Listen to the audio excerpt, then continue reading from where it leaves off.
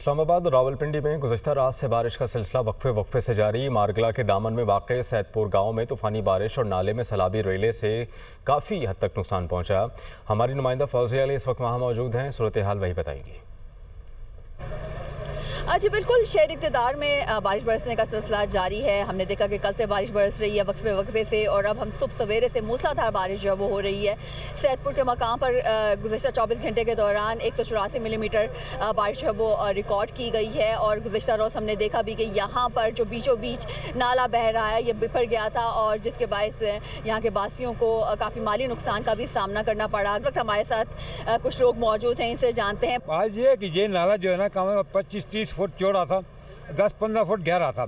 इन्होंने नाले का बिल्कुल नाली बना के रख दिया। इतना इन पहाड़ों का पानी आता है, सारा पानी आता है, गांव का पानी होता है, वो पानी फिर कंट्रोल नहीं होता। ये दीवारें जो आ रही हैं देखें, इनकी कोई निकासी नहीं की इन्होंने, वो दीवार कोई निकासी नहीं की। हम लोगों ने रिहायशियों ने काफ़ी एहतजाज किया कि भाई ये दीवार ख़त्म कर दें, क्योंकि गाड़ियाँ यहाँ डूब जाती हैं, खड़ी होती हैं, लोगों का रास्ता नहीं रहता चलने का।